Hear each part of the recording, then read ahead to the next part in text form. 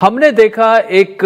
جسے بہت سارے لوگوں نے کسی نے جوڈیشل ایکٹیویزم کہا، کسی سیاسی جماعت نے کہا کہ دیکھیں نا جی عدلیہ انصاف جو ہے وہ کر رہی ہے، لیکن پھر ہم نے دیکھا کہ بالکل ایک سپلٹ ہو گئی تھی سپریم کورٹ۔ جیسے ہی بینچ اناؤنس ہوتا تھا پتہ چل جاتا تھا کہ جی جسے بینچ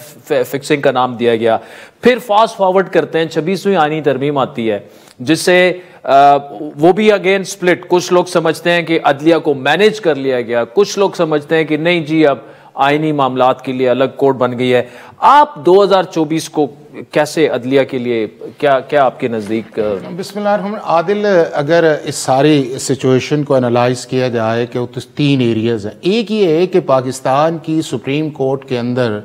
جو جوڈیشل ایکٹیویزم افتخار چودھری صاحب سے جو ہے اس نے آہستہ آہستہ ہائپ کریٹ کرنا شروع کی، اور یہ 95 سے پاکستان کے اندر آرٹیکل 184(3) کے نیچے جو ہے وہ جوڈیشل ایکٹیویزم جو ہے وہ سٹارٹ ہوتا ہے، لیکن اس کی جو آپ کلائمیکس جو ہے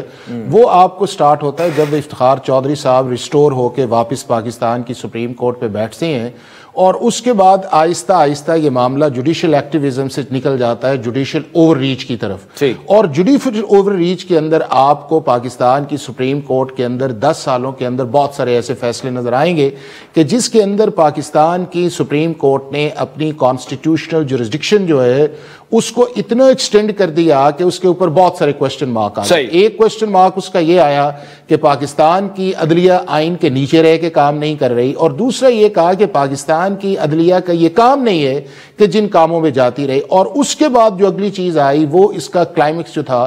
وہ جسٹس ثاقب نثار صاحب کے دور کے اندر آیا۔ لیکن اس جوڈیشل ایکٹیویزم یا جوڈیشل اوور ریچ کے ساتھ ساتھ ایک دوسرا فینومینا جو ہے وہ سب سے زیادہ پچھلے 5-6 سال اس کو آپ نے 2024 کے اندر کلائمیکس میں دیکھا، جو ہمارے سپیریئر ججز کی آپس کے اندر ڈیفرنسز تھے، یا ان کے ایک دوسرے کے متعلق لیٹرز سے، یا ایک اس کے متعلق آپ نے بینچ کے اندر بھی آپ نے دیکھا ہوگا کہ جب آپ کے سامنے وہ پارٹی سمبلز کے اوپر اور اس کے بعد جو ہے آپ کا یہ ریزرو سیٹس کا تھا تو آپ کے سامنے جو سپریم کورٹ کے ججز تھے ان کی آبزرویشن آئی۔ تو اگر اس ساری کانٹیکسٹ کے اندر دیکھا جائے تو میں یہ سمجھتا ہوں کہ 2024 بڑا ہیپننگ کا ایئر جو ہے جوڈیشری کے اندر آیا ہے۔ اس کے اندر ایک تو یہ ہے کہ پاکستان کی جوڈیشری کے اندر جو ہے جو جوڈیشل اوور ریچ والا ایلیمنٹ تھا اس سے پاکستان کی سپریم کورٹ نے ریٹریو کرنا شروع کر دیا جی۔